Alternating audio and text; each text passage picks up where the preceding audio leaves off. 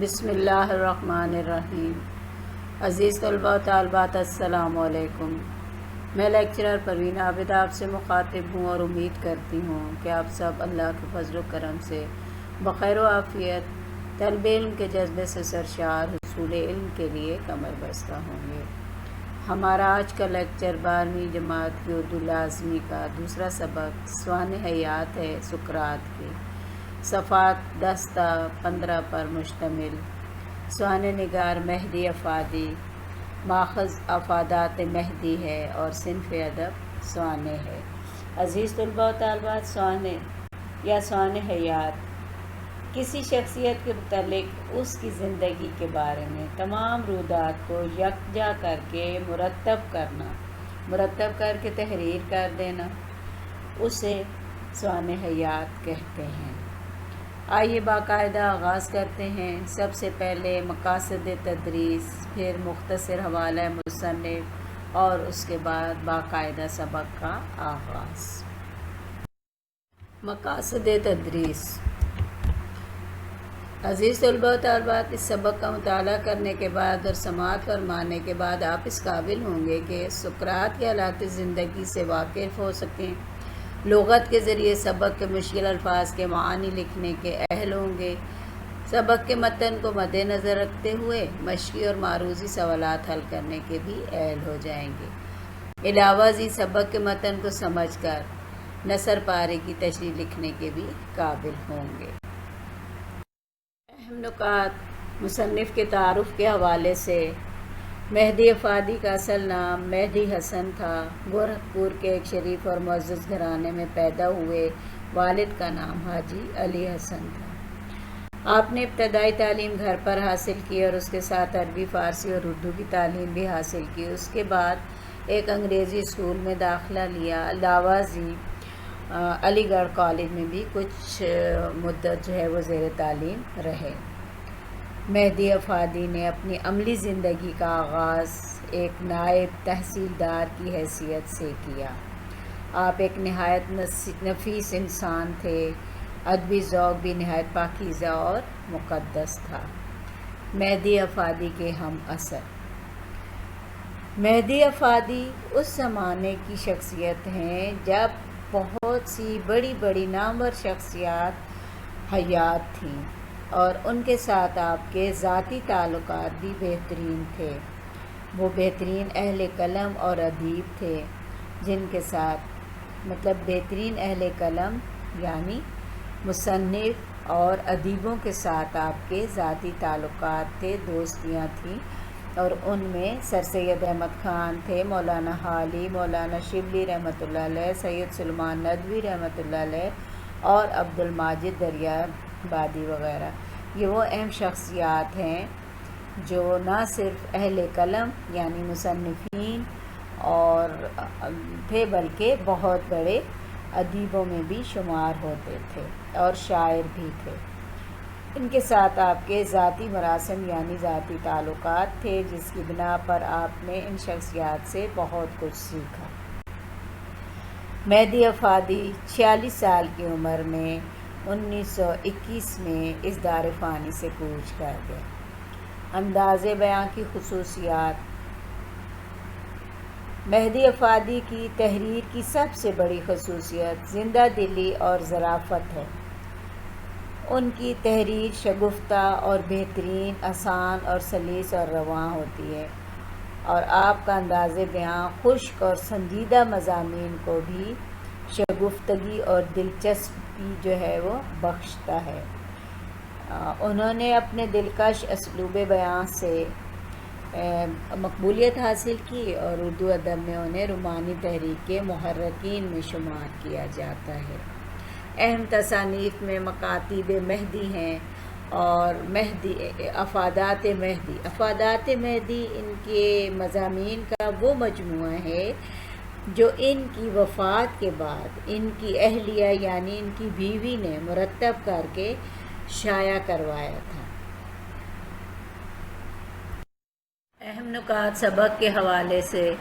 نیلی روشنائی سے تحریر کردہ نکات صفحات کی ترتیب سے ہیں۔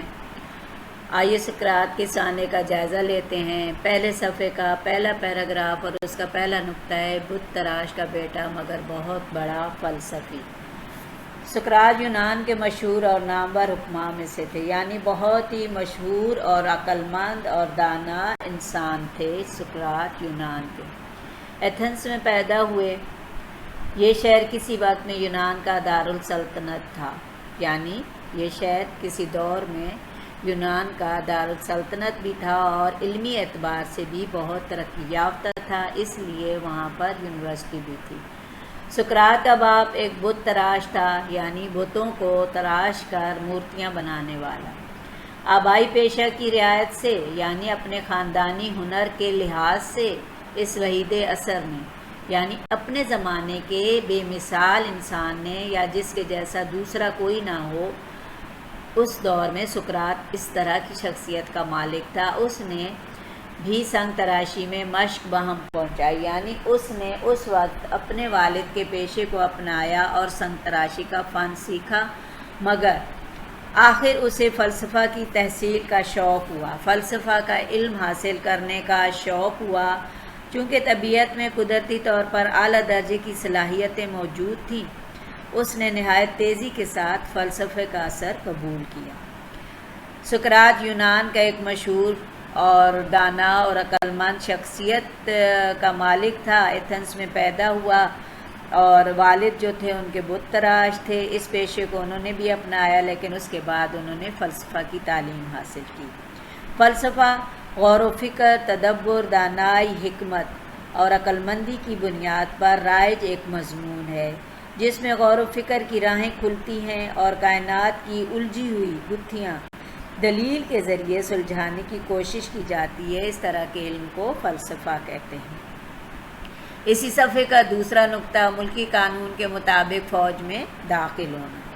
اوائل عمر میں، یعنی عمر کے ابتدائی حصے میں یا نوجوانی میں یا جوانی میں، باقتضائے آئین ملکی، ملک کے قانون کے مطابق اسے فوج میں داخل ہونا پڑا۔ یعنی سقراط بھی جوانی میں اپنے ملک کے قانون کے مطابق، اس دور میں یونان میں یہ قانون تھا کہ نوجوان بچے جو تھے وہ ضرور فوج میں داخل ہوتے تھے، لہٰذا سقراط بھی فوج میں داخل ہوا۔ کئی لڑائیاں لڑیں اور اس نے بڑے بڑے کارہائے نمایاں انجام دیے، یعنی اہم کارنامے بھی انجام دیے۔ زنوفن اور السیبائڈس، یہ دو شخصیات جو تھیں یہ فوج کے سردار بھی تھے، ان کی جانیں بھی سقراط نے بچائیں فوج میں لڑائی کے دوران۔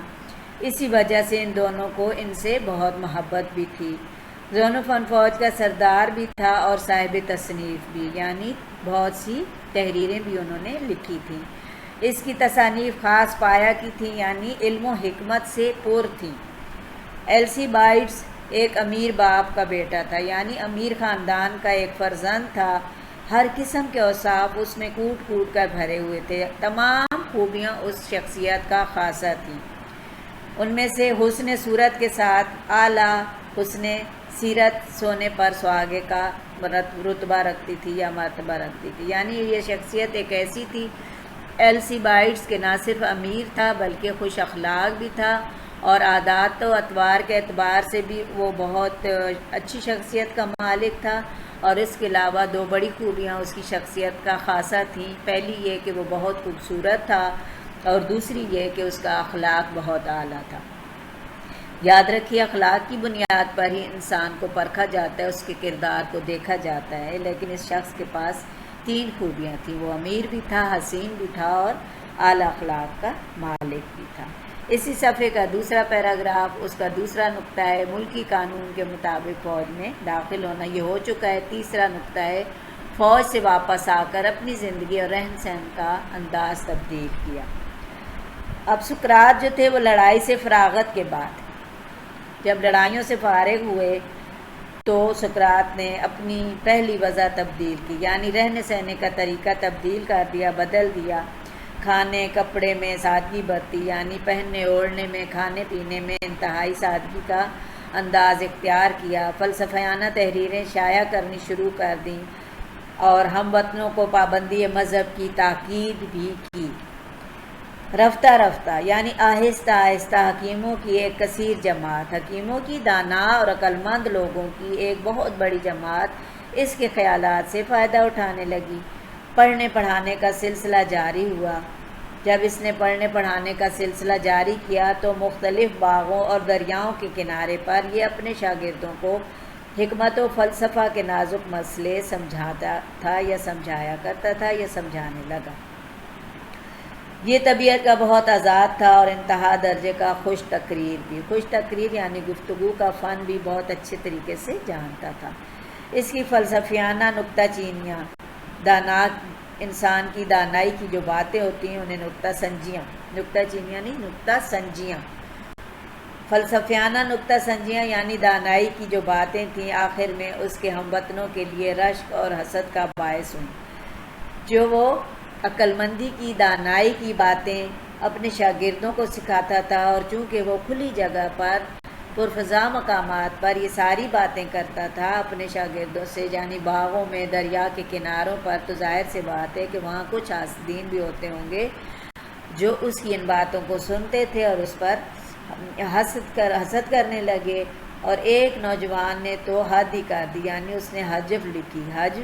حج اس نظم کو کہتے ہیں جس میں کسی شخص کے کردار کو گفتگو اور تنقید کے ذریعے ظاہر کیا جائے اشعار کی صورت میں، جس کا منشا یہ تھا، یعنی اس کی خواہش یا اس کی مرضی یہ تھی کہ سقراط نوجوانان ایتھنز کے اخلاق کو خراب کرتا ہے۔ اس نے نظم نے کیا لکھا کہ اور وہ اشعار وہ بار بار باقی لوگوں کے سامنے بھی پڑھتا رہتا تھا، اور اس کا منشا یعنی اس کی یہ جو دلی خواہش تھی حسد کی بنا پر وہ یہ تھی کہ سقراط جو تھا وہ نوجوانان ایتھنز کے اخلاق کو خراب کر رہا ہے اور لڑکوں کو سکھاتا ہے کہ اپنے والدین کی اطاعت سے انحراف کریں، یعنی والدین کے حکم نہ مانیں اور بغاوت پر اتریں۔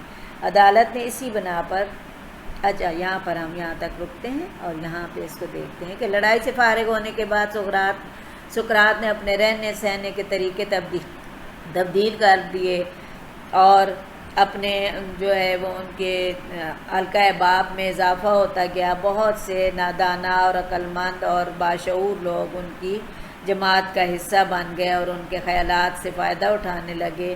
انہوں نے تحصیل علم کا سلسلہ جاری کیا اور یوں اپنے شاگردوں کو پرفضا مقامات پر تعلیم دینے لگے، لیکن کچھ لوگ ان کے حاسد نکلے، اور ان میں سے ایک نوجوان نے ان پر نظم لکھی، اور اس نظم نے وہ لوگ جو اخلاق، علم و حکمت میں باکمال ہوتے ہیں، یاد رکھیے گا، تو لوگ ان سے حسد بھی کرنے لگ جاتے ہیں، تو یوں ان کے بھی بہت سے مخالف ہوں گے۔ لہٰذا ایک شاعر نے جو ان پر نظم لکھی تھی نا، اس میں انہوں نے ان کے کردار کو ظاہر کیا اور کردار پر تنقید کی، تنقید بھی بہت اس طرح سے کی کہ ان کو آخر مجرم ٹھہرایا اور موت کا حقدار بنا دیا۔ اب دوسرے پیراگراف کا پہلا نقطہ ہے، عدالت نے سقراط کو مجرم ٹھہرایا۔ ٹھیک ہے، اب عدالت نے اس شخص کی ان باتوں کو جب سنا، اس نظم کو سنا، اور بہت سے لوگوں نے جو ہے وہ ایک دعویٰ دائر کیا، تو پھر عدالت نے اسی بنا پر سقراط کو مجرم ٹھہرایا۔ تحقیقات کی گئیں، نتیجہ اس کو صاف جو تھا وہ گردن زنی ثابت کرتا تھا، یعنی موت کا حقدار یا مار دینے کے قابل۔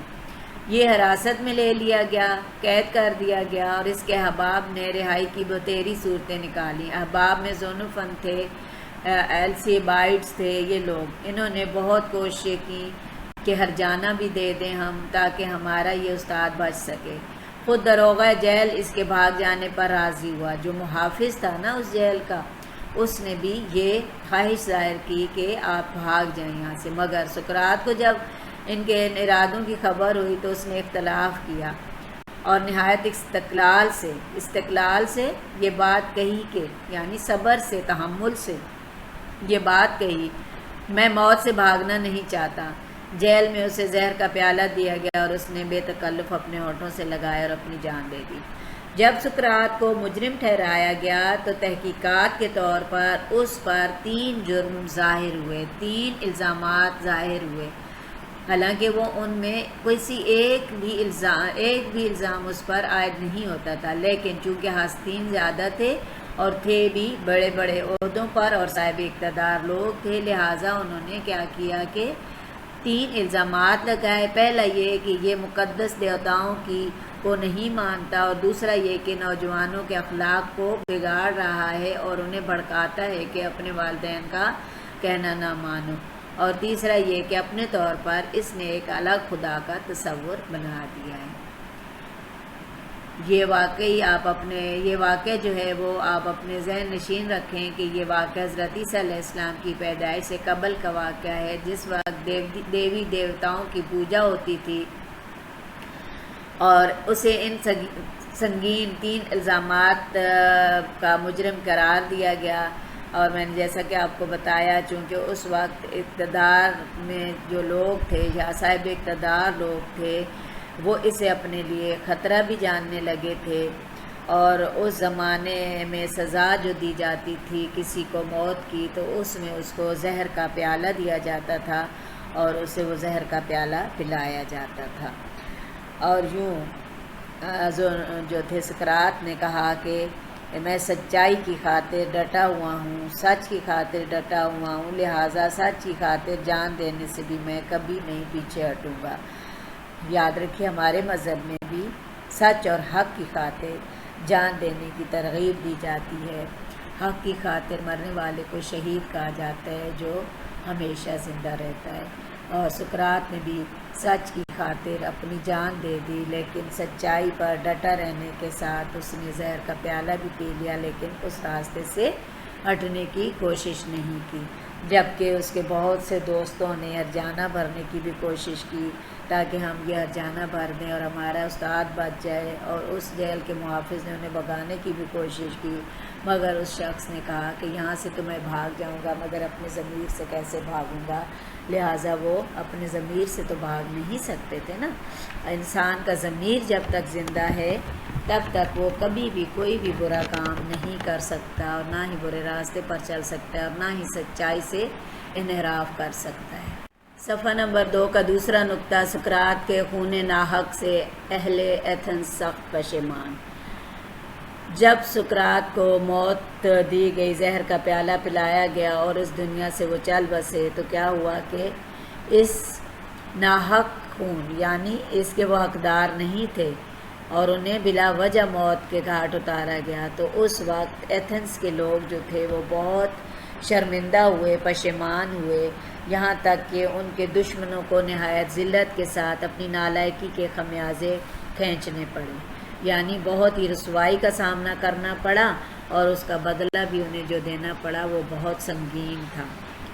جب انسان حسد کی بنا پر کسی کے ساتھ کچھ ایسا کر گزرتا ہے جو اسے اس شخص کے لیے نقصان دہ ثابت ہوتا ہے، تو پھر کیا ہوتا ہے کہ ایک وقت ایسا آتا ہے کہ وہی انسان جو کسی کا دشمن ہوتا ہے، دشمنی کے حسد کی بنا پر اسے تباہ کرنے کی کوشش کرتا ہے، ایسے میں اسے خود پشیمان ہونا پڑتا ہے، پریشان ہونا پڑتا ہے اور شرمندہ ہونا پڑتا ہے، لیکن وہ شرمندگی پھر اس کے کسی کام نہیں آتی۔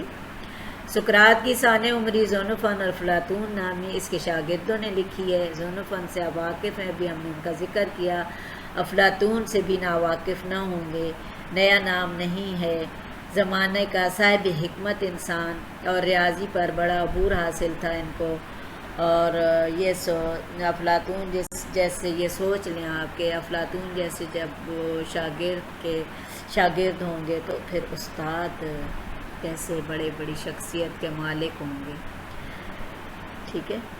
تو انہوں نے ان کی زندگی یعنی ان کی سوانح کو تحریر کیا اور بڑے اقوال علیحدہ ترتیب دیے، یعنی سقراط کے جو اقوال تھے، قول تھے، کہی ہوئی باتیں تھیں، انہیں الگ الگ ایک بہت بہترین ترتیب سے شائع کیا، جو واقعی دیکھنے اور پڑھنے کے لائق ہیں، یعنی جن سے انسان سبق حاصل کرتا ہے۔ سقراط نے شادی بھی کی، اس کی بیوی بہت، اب یہ تیسرا نقطہ ہے کہ سقراط کی بد مزاج بیوی۔ دیکھیں سقراط نے شادی بھی کی، اس کی بیوی بہت بد مزاج تھی، چونکہ وہ ایک امیر کبیر باپ کی بیٹی تھی، بہت لاڈلی تھی اور اخلاق کے لحاظ سے بہت بد مزاج تھی، بہت بری تھی۔ سقراط نے شادی صرف اس بنا پر اس کے ساتھ کی تھی کہ اپنے صبر کو آزما سکے اور اپنی خاموشی اپنے اخلاق کا جائزہ لے سکے۔ سقراط کے ساتھ اس کا برتاؤ بہت سخت تھا، لیکن وہ ہمیشہ اس سے نرمی کے ساتھ پیش آتا تھا۔ اس نے اپنی بیوی کی بدمزاجی سے فائدہ اٹھایا، اس کی کچی پکی سہ لینے سے یعنی بری بھلی برداشت کر لینے سے یہ انتہا درجے کی برداشت کا خوگر عادی ہو گیا، اور 470 برس پیشتر حضرت عیسیٰ کے پیدا ہوا اور 399 برس قبل وفات پائی۔ حضرت عیسیٰ علیہ السلام کی جو ہے وہ دنیا میں آنے سے، ان کی پیدائش سے پہلے کا یہ واقعہ ہے کہ 470 سال حضرت عیسیٰ کے پیدائش سے پہلے یہ اس دنیا میں آئے، اور 399 سال حضرت عیسیٰ علیہ السلام کے آنے سے پہلے انہوں نے وفات پائی۔ یوں انہوں نے 70 برس کی عمر میں وفات پائی۔ شادی انہوں نے اس لیے اس بدمزاج عورت کے ساتھ کی تھی کہ اپنے اخلاق کو بھی پہچان سکیں، اور اس طرح اس بدمزاج عورت کی بدمزاجی سے یعنی برے اخلاق اور بری عادات سے اس شخص نے جو ہے یہ فائدہ اٹھایا کہ اپنے اندر برداشت کرنے کی، سہنے کی عادت ڈال دی، اور اس طرح سے وہ اس کا عادی ہو گیا۔ یوں اس کی وہ بیوی ایک مرتبہ بہت زیادہ بیمار ہوتی ہے، اور سقراط اس کی بہت زیادہ خدمت کرتا ہے، اور اس کے بعد وہ عورت اس کے لیے بہت زیادہ اچھی بیوی ثابت ہوتی ہے۔ لیکن اس نے ایک جوانی میں بھی شادی کی تھی، اور وہ پہلی بیوی اس کی جو ہے وہ جلدی فوت ہو گئی تھی۔ اس میں سے اس کے 2 بیٹے تھے، جبکہ اس بیوی میں سے اس کا 1 بیٹا تھا۔ 3 اولادیں تھیں اس کی۔ اور یوں یہ دیکھیں کہ ایک بد مزاج عورت کے ساتھ بھی اس فلسفی انسان نے بڑے خوش اخلاقی سے وقت بسر کیا، اور صبر و تحمل اور برداشت کا مادہ اپنے اندر اس کے برے اخلاق سے اس نے اپنے اندر پیدا کیا، اور یوں 70 سال کی عمر میں اس دنیا سے چلے گئے۔ اسی صفحے کا چوتھا نقطہ ہے، سقراط کی رائے میں موجودہ وقت کو آنے والے دن کی امید پر رائگاں کرنا بڑی غلطی۔ سقراط کی رائے میں موجودہ وقت کو کسی آنے والے وقت یا امید پر یا دن کی امید پر رائگاں کرنا سب سے بڑی غلطی ہے۔ کیوں؟ وہ کسی چیز کا پس انداز کرنا، اسی لیے پس انداز کسی چیز کا کرنا یعنی کسی چیز کو بچا کر رکھنا۔ جیسے ہم کہتے ہیں نا کہ آج ہم یہ تھوڑے سے پیسے بچا لیں، ہمیں کل کام آئیں گے، یا یہ کھانا ہم بچا لیں، شام کو کھا لیں گے، یا یہ ہمارے پاس جو کچھ بھی سرمایہ ہوتا ہے اسے بچا کر رکھنا۔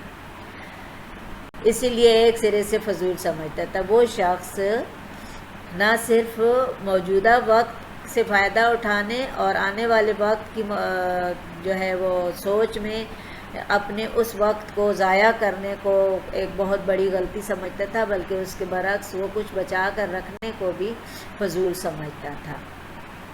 اکتساب علم کے لیے یعنی علم کے حصول کے لیے اس کے خیال میں کسی وقت خاص کی قید نہیں۔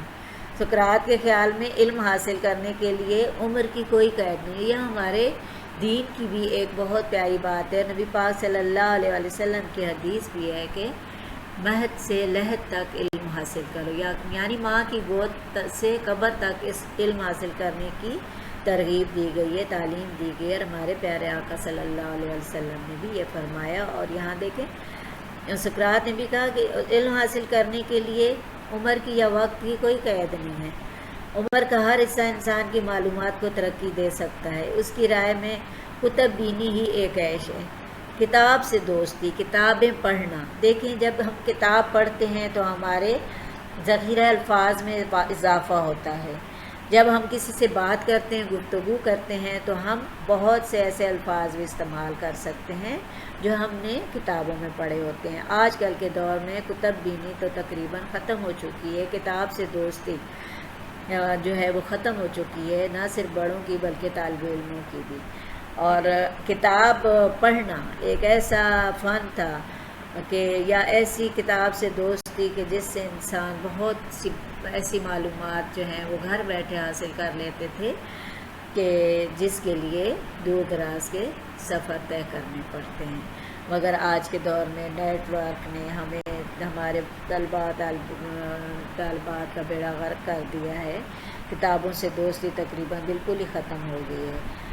جو ہر شخص کا اختیاری عمل تھا، یعنی وہ اس کے اختیار میں تھا ہر شخص کے کہ وہ گھر بیٹھے کتاب پڑھے اور اس سے لطف اندوز ہو۔ وہ ایک جاہل کو واجب الرحم سمجھتا تھا، جاہل انسان کو وہ رحم کے قابل سمجھتا تھا۔ وہ سمجھتا تھا کہ یہ جاہل ہے، اس کو کوئی عقل نہیں ہے، کوئی اس کے پاس جو ہے وہ عقل کی بات نہیں ہے، لہٰذا یہ رحم کے قابل ہے۔ مگر اس سے بھی زیادہ اس شخص کی ہمدردی کرتا، مگر اس سے بھی زیادہ وہ اس شخص کی ہمدردی کرتا تھا جس کا مربی، یعنی جس کا سرپرست کوئی بد تہذیب اور تاریخ خیال کا آدمی ہو۔ لیکن وہ جاہل کو تو رحم کے قابل سمجھتا ہی تھا، لیکن اس کے علاوہ وہ اس شخص کے ساتھ بھی ہمدردی کرتا تھا کہ جس کا سرپرست، جس کے جو بھی بڑے ہوتے تھے وہ بد تہذیب ہوتے تھے اور جو ہے وہ جاہلانہ خیال کے مالک ہوتے تھے۔ وہ کہتا ہے کہ اعلی ظرف کی پہچان یہ ہے کہ دشمن کے ساتھ بھی معزز برتاؤ ہو، زیادہ سے زیادہ کوششیں اس کی یہیں تک محدود ہوں کہ دشمن کو تکلیف دینے سے محفوظ رہ سکے۔ یہ دیکھیں یہاں ان دو جملوں میں بھی ہمارے پیارے آقا صلی اللہ علیہ وآلہ وسلم کے اخلاق حسنہ کی جھلک موجود ہے۔ ہمارے پیارے آقا صلی اللہ علیہ وآلہ وسلم نے بھی ہمیں تعلیم دی کہ ہمارے جو اخلاق ہیں اس میں سب سے بڑی پہچان یہ ہے کہ ہم اپنے دشمن کے ساتھ وہ برتاؤ کریں کہ اسے معاف کر دیں، اس سے بدلہ نہ لیں اور جو ہے وہ اس کو تکلیف دینے سے درگزر کریں یا دریغ کریں۔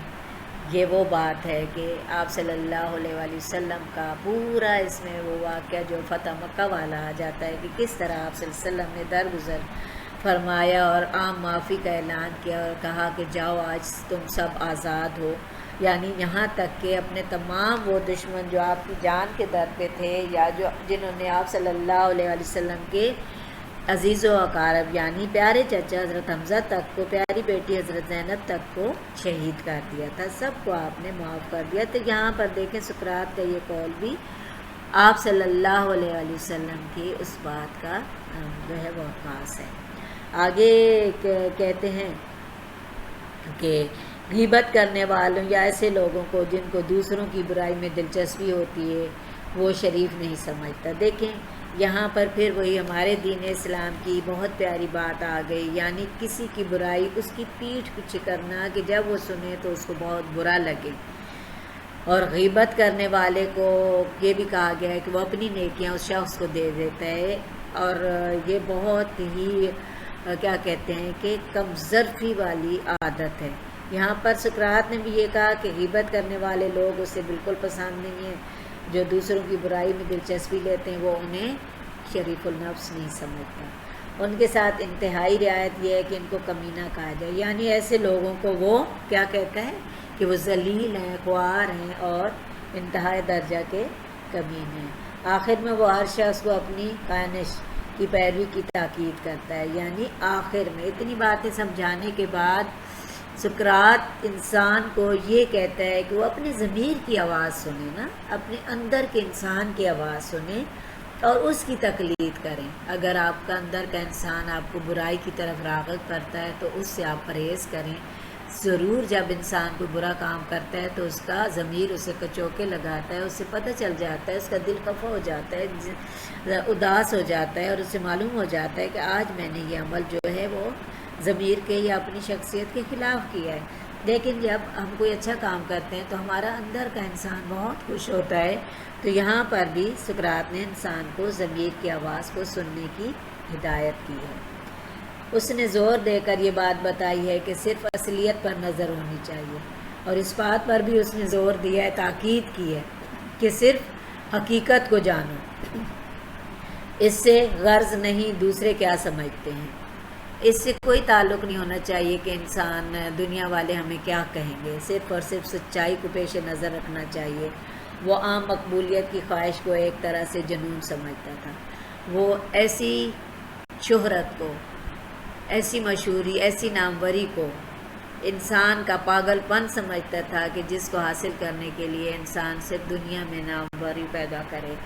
وہ سمجھتا تھا کہ ایسا انسان پاگل ہے، جنونی ہے، یعنی دنیا میں شہرت حاصل کرنے کی خواہش رکھنے والے انسان کو وہ جنونی اور پاگل سمجھتا تھا۔ صفحہ نمبر 3 کا نقطہ ہے سقراط کی چبھتی ہوئی بات کہ لوگ کیوں کر عقل کی مخالفت کرتے ہیں۔ سقراط کہتا ہے کہ میں نہیں سمجھتا کیوں کر لوگ عقل کی مخالفت کو جائز رکھتے ہیں۔ کسی بات کی صحت پر ان کو یقین کامل ہوتا ہے تاہم وہ اس پر کاربند نہیں ہوتے۔ سقراط کہتا ہے کہ اس کی یہ بہت ہی انسان کو جو ہے کیا کہتے ہیں کہ ایسی ایک چبھتی ہوئی بات تھی کہ لوگ کسی کی عقل کی مخالفت کیوں کرتے ہیں، یعنی اس کے خلاف کیوں جاتے ہیں۔ جیسے کہ یہ ایک عقل مند دانا شخص تھا سقراط، بہت سی اچھی باتیں بتاتا تھا، اپنے شاگردوں کی تعلیم و تربیت میں محمدً مصروف رہتا تھا، لیکن لوگ اس کے پھر بھی مخالف تھے نا۔ ان کو یقین کامل ہوتا ہے، یعنی ان کا یہ یقین ہوتا ہے تاہم وہ اس پر کاربند نہیں ہوتے۔ وہ عقل کی باتوں کو سمجھتے بھی ہیں، سوجھ بوجھ بھی رکھتے ہیں، ان کو وہ سمجھ بھی آ رہی ہوتی ہیں، لیکن اس کے باوجود انہیں اپنانے سے وہ دریغ کرتے ہیں۔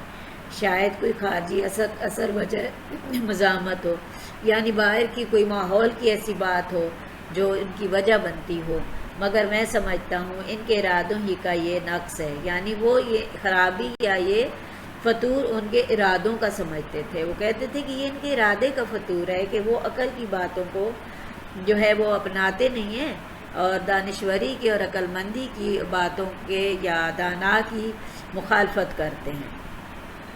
مجھے آج تک کوئی بات ایسی نہ ملی جس کی سچائی کا یقین ہو اور نہ کر گزرا ہوں۔ کہتے ہیں کہ مجھے دنیا میں نے جتنا وقت گزارا ہے آج تک میں نے ایسا نہیں کیا کہ مجھے کوئی سچائی کی بات ملی ہو، کسی پر مجھے یقین ہو کہ یہ سچ ہے، یہ صحیح ہے، یہ حقیقت ہے، اور اس پر میں نے عمل درآمد نہ کیا ہو، اسے اپنایا نہ ہو۔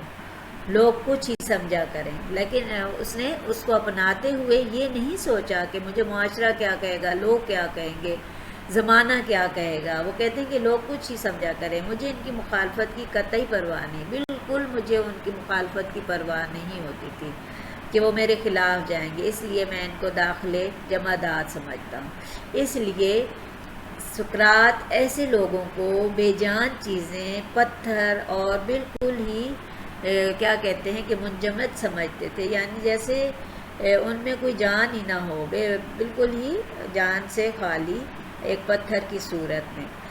وہ کہتے ہیں کہ لوگ عقل کی باتوں کی، عقل مندی کی باتوں کی، دانائی کی باتوں کی مخالفت کیوں کرتے ہیں۔ مجھے یہ بات آج تک سمجھ نہیں آئی، شاید میرے خیال میں کہ ماحول کا کچھ اثر ہو، لیکن وہ کہتے ہیں نہیں، یہ ان کے ارادے کی خرابی ہے، ان کا ارادہ ہی ایسا ہوتا ہے، ان کی سوچ ہی ایسی ہوتی ہے۔ میرے خیال میں تو جب تک میں نے کوئی سچائی کی بات دیکھی، اس پر یقین کیا کہ یہ واقعی حقیقت ہے، سچ ہے، تو میں نے اس پر عمل کیا، اس پر عمل درآمد ہوا۔ میں نے یہ نہیں سوچا کہ لوگ کیا کہیں گے، لوگ میری مخالفت کریں، مجھے اس کی کوئی پرواہ نہیں، اور ایسے لوگوں کو میں بے جان پتھر سمجھتا ہوں، بے جان چیزیں سمجھتا ہوں، مجھے ایسے لوگوں سے کوئی واسطہ نہیں، کوئی سروکار نہیں۔ دیکھیں سقراط ایک ایسی شخصیت تھے، ایک ایسے استاد تھے کہ جن کے شاگرد زونفن اور افلاطون جیسے نامی تھے، جو بہت نامی گرامی تھے۔ پہلے میں نے آپ کو بتایا کہ اگر شاگرد ایسے ہوں گے تو سوچیں استاد پھر کیسی شخصیت کے مالک ہوں گے۔ اقبال کا ایک حوالہ مجھے یاد آ گیا، ایک ایسا واقعہ کہ جب اقبال کو خطاب ملنے لگا تو انہوں نے اپنے استاد گرامی میر حسن کو جو ہے وہ پیش کیا، تو وہ لوگوں نے کہا کہ بھئی آپ نے تو اتنی کتابیں لکھی ہیں، آپ تو اتنے عالم ہیں، آپ تو اتنی بڑی شخصیت ہیں، آپ نے بہت سی کتابیں لکھی ہیں، تصانیف کی ہیں، اس بنا پر ہم آپ کو یہ خطاب دے رہے ہیں، جبکہ آپ کے استاد گرامی نے تو کوئی ایسی کتاب نہیں لکھی، کوئی کتاب ان کی شائع ہی نہیں ہوئی، تو ہم کیسے ان کو یہ خطاب دے دیں نا۔ تو اقبال نے کہا کہ بہت بڑی پیاری بات کہی کہ مجھ سے زیادہ بڑی کتاب اور کیا آپ کو چاہیے، میں بنفس نفیس ایک ایسی ان کی لکھی ہوئی کتاب ہوں کہ جس میں کوئی غلطی کی گنجائش نہیں، اور یہ ایک ایسی مضبوط دلیل تھی کہ جس کی بنا پر پھر اس وقت جو ہے ان کے استاد محترم کو شمس العلماء کا خطاب دیا گیا۔ یاد رکھیے جب استاد شاگرد اچھے ہوتے ہیں تو استاد ان کے پھر سوچا جاتا ہے کہ استاد کیسے ہوں گے، اور جو با ادب ہوتے ہیں وہی علم کی معراج کو پہنچتے ہیں۔ حاصل سبق یا نتیجہ فکر، اس سبق سے ہمیں کیا حاصل ہوا، سوانح پڑھ کر سقراط کی اس سے ہم نے کیا وصول کیا، سچ کی خاطر جان قربان کرنا، وقت کی اہمیت، ضمیر کی پیروی کرنا۔ دیکھیں سچ کی خاطر، جب ہمیں معلوم ہو کہ یہ حق ہے، یہ سچ ہے، تو اس کی خاطر جان دینے سے بھی دریغ نہیں کرنا چاہیے۔ یہ نہ سوچنا چاہیے کہ چلیں میں اپنی جان کو بچا لوں، بعد میں دیکھا جائے گا، نہیں، بعد کا وقت جو ہے پھر وہ ذلت و رسوائی سے پر ہوتا ہے۔ وقت کی اہمیت کو پیش نظر رکھنا چاہیے، جیسا کہ یہاں پر سقراط نے کہا تھا کہ موجودہ وقت کو کسی آنے والے دن کی امید پر رائگاں کرنا بہت بڑی غلطی ہے، یعنی آج کا کام کل پر چھوڑ دینا۔ بہت سے طلباء و طالبات کی یہ خوبی ہوتی ہے، یہ خاصہ ہوتا ہے، میں اسے خوبی کہوں گی، یہ عادت ہوتی ہے، یہ وتیرہ ہوتا ہے کہ وہ آج کا کام کل پر چھوڑ دیتے ہیں، چھوڑو آج نہیں کرتے کل کر لیں گے، پھر کل جب آتا ہے تو کہتے ہیں پھر کل کر لیں گے، اور اس طرح سے ان کا بہت زیادہ کام جمع ہو جاتا ہے، اور پھر جب وہ اسے لکھنے بیٹھتے ہیں یا پڑھنے بیٹھتے ہیں امتحان کے قریب، تو کچھ ان کے ذہن میں آتا ہے اور کچھ رفو ہو جاتا ہے، یعنی رفو چکر ہو جاتا ہے، اور اس طرح سے وہ اپنا پیپر بہترین طریقے سے حل نہیں کر پاتے نا۔ تو وقت کی اہمیت کا سبق بھی دیا ہے سقراط نے، یعنی وقت سے فائدہ اٹھانا عقل مندی ہے، اور وقت کو رائگاں کرنا، ضائع کرنا، بیکار بسر کرنا ایک بہت بڑی غلطی ہے، ایسی غلطی کہ جس کا خمیازہ انسان کو بعد میں بھگتنا پڑتا ہے۔ لہٰذا آپ بھی وقت کی اہمیت کو مد نظر رکھتے ہوئے آج کا کام آج ہی مکمل کریں، اسے کل پر مت چھوڑیں۔ ضمیر کی پیروی کرنا یعنی اندر کے انسان نے آپ کو کیا کہا ہے، اور اندر کا انسان جو ہے وہ سچ کی گواہی دیتا ہے، انسان کو نیکی کی طرف ہی راغب کرتا ہے، کبھی بدی کی طرف نہیں۔ بدی کی طرف جب انسان کا قدم بڑھنے لگتا ہے تو اس کا ضمیر جو ہے وہ اس کو افسردہ کر دیتا ہے، اور یوں اس کا دل جب اداس ہوتا ہے، اسے علم ہو جاتا ہے کہ یہ برا کام ہے یا یہ برائی کا راستہ ہے، اور وہ اس کو چھوڑ کر اچھائی کی طرف بڑھنے کی کوشش کرتا ہے۔ اور سقراط کی تحریر میں اس کی سوانح سے ہمیں یہ سبق حاصل ہوتا ہے، ہم اس نتیجے پر پہنچتے ہیں کہ اگر ہم بھی ان اچھی باتوں کو اپنی زندگی کا خاصہ بنا لیں تو کامیابی ہمارا مقدر بن جائے گی، اور زندگی کی ہر راہ پہ کامیاب ہونے کے لیے ہمیں انہی چیزوں کی ضرورت ہوتی ہے۔ مشقی سوالات، دیکھیں معروضی سوالات آپ کو معلوم ہے کہ کثیر الانتخابی ہوتے ہیں، اس میں 4 جو ہیں ہدایات دی جاتی ہیں، اور صحیح ہدایت کا انتخاب کرنا ہوتا ہے۔ اس کو ہم پچھلے سبق میں بھی اس کا مطالعہ کر چکے ہیں، اور اس کے علاوہ آپ پچھلی جماعت میں بھی، یہ پچھلی 3 جماعتوں میں نہم دہم اور 11ویں جماعت میں بھی اس کو پڑھ چکے ہیں۔ تو آپ اس میں حوالہ مصنف اور سبق میں سے اہم جملے جتنے بھی ہیں انہیں نکال کر ان کو خالی جگہ بھی بنا سکتے ہیں، اور کثیر الانتخابی یعنی معروضی سوالات کا انتخاب بھی کر سکتے ہیں۔ یہ آپ نے اس پورے لیکچر کو سماعت کرنے کے بعد ضرور یہ عمل کرنا ہے۔ اب ہم آتے ہیں مشقی سوالات کی طرف۔ یہ مختصر جوابات کے سوالات ہیں۔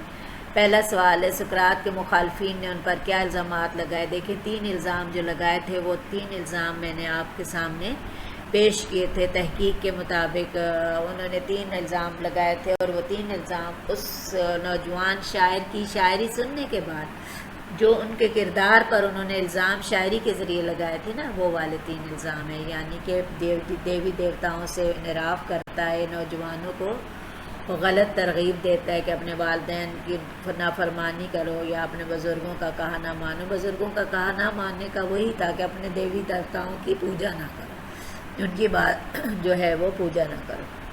تیسرا یہ تھا کہ الگ خدا کا تصور یہ دیتا ہے۔ تو دوسرا سوال ہے، سقراط کے لیے کیا سزا تجویز کی گئی؟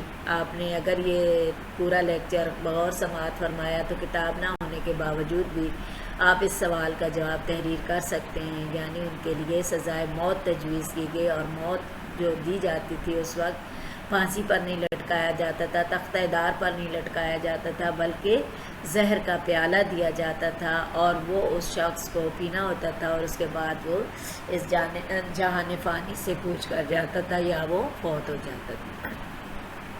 تو اس کے لیے یہ سزا تجویز کی گئی تھی کہ اسے زہر کا پیالہ پینے کو دیا گیا تھا۔ سقراط کو فوج میں کیوں بھرتی ہونا پڑا؟ اس دور میں یونان کا ایک قانون تھا کہ نوجوان جب کوئی بچہ جوان ہوتا تھا تو اسے اس زمانے کے اس شہر یا اس ملک کے قانون کے مطابق فوج میں بھرتی ہونا پڑتا تھا، لہٰذا سقراط اس وجہ سے فوج میں بھرتی ہوئے۔ سقراط کے شاگردوں کے نام زونوفن، افلاطون، یہ شاگرد تھے ان کے، اور بھی بہت سے ہوں گے لیکن اس وقت میرے ذہن میں نہیں ہے، السیبائٹس۔ سقراط کی تعلیمات کا خلاصہ اپنے الفاظ میں لکھیں۔ دیکھیں سقراط کی تعلیمات کا مختصر خلاصہ میں آپ کے سامنے پیش کر دیتی ہوں، لیکن آپ نے اپنی ذہانت کو بروئے کار لاتے ہوئے بھی اس کو ضرور لکھنا ہے۔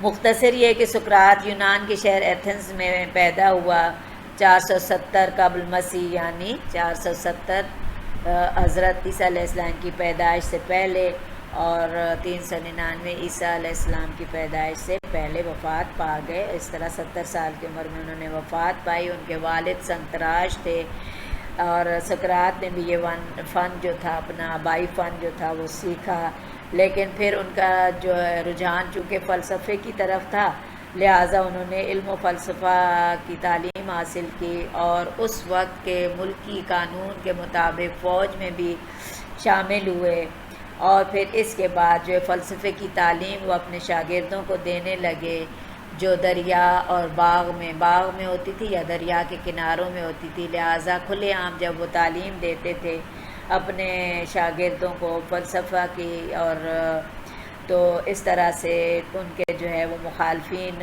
میں جو ہے حسد کی آگ بھڑکی، اور انہوں نے ان پر الزامات لگانے شروع کر دیے، اور الزامات بھی اس طرح کے تھے کہ جن کا کوئی سر پیر نہیں تھا، لیکن گواہان جو بھی گواہ تھے نا، ان کی موجودگی میں، ان کی روشنی میں سقراط کو سزائے موت کا حکم سنا دیا گیا، اور ان کو قید کر دیا گیا۔ قید کرنے کے باوجود ان کے شاگردوں نے، زونوفن وغیرہ نے ہرجانہ بھرنے اور انہیں آزاد کرنے کی کوشش کی، اور جیل کا جو محافظ تھا، نگہبان تھا، اس نے بھی انہیں بھاگ جانے کی ترغیب دی، لیکن اس کے باوجود جو ہے وہ نہیں، انہوں نے کہا کہ میں جیل سے فرار ہونے کو اپنے ضمیر کے خلاف سمجھتا ہوں، اور سچائی سے بھاگنا میرے بس میں نہیں ہے۔ وہ کہتے تھے کہ سچ سے بھاگ کر، جان بچا کر میں جو ہے وہ زندہ رہنے کے قابل نہیں رہوں گا، لہٰذا انہیں جب موت کی سزا سنائی گئی تو انہیں جیل میں بند کر دیا گیا، اور انہیں زہر کا پیالہ دیا گیا پینے کے لیے، اور انہوں نے بخوشی زہر پی کر اپنی جان دے دی، لیکن سچ سے پیچھے نہیں ہٹے، سچائی سے منہ نہیں موڑا۔ اور اس سے یہ ظاہر ہوتا ہے کہ اس زمانے میں بھی سچائی کا دورہ تھا۔ سقراط نے کتنے عمر پائی، تو میں نے ابھی آپ کو بتایا کہ 70 برس انہوں نے عمر پائی۔ تو یوں جب آپ یہ پورا لیکچر سماعت فرمائیں گے، یا میرے کہے ہوئے الفاظ جو ان سوالات کے جوابات میں نے آپ کو بتائے ہیں ان کو آپ سماعت فرمائیں گے، تو پھر اپنے طور پر ان تمام سوالات کے جواب آپ ترتیب سے بہترین طریقے سے تحریر کرنے کے اہل ہو جائیں گے۔ مجھے امید ہے کہ یہ پورا لیکچر آپ کے لیے مفید ثابت ہوگا۔ اب اجازت دیجیے، اپنا بہت خیال رکھیے گا، اپنے والدین کا، عزیز و اقارب کا۔ اللہ حافظ و ناصر۔ عزیز طلباء و طالبات، امید ہے میرا یہ لیکچر آپ کے لیے مفید ثابت ہوگا، اور اگر آپ کو مفید لگے تو میری آپ سے درخواست ہے کہ میرے لیکچرز اور چینل کو دیگر طلباء و طالبات کے ساتھ شیئر کریں، تاکہ تحصیل علم کا یہ سلسلہ یوں ہی رواں دواں رہے۔ اور اگر آپ کو اس لیکچر میں کوئی بات سمجھ نہ آئی ہو تو آپ کمنٹ سیکشن میں مجھ سے پوچھ سکتے ہیں، اور ایسے ہی مزید لیکچرز دیکھنے کے لیے میرے چینل کو سبسکرائب کریں۔ لیکچرر پروین عابد اب اجازت چاہتی ہے۔ اپنا بہت خیال رکھیے گا۔ اللہ حافظ و ناصر۔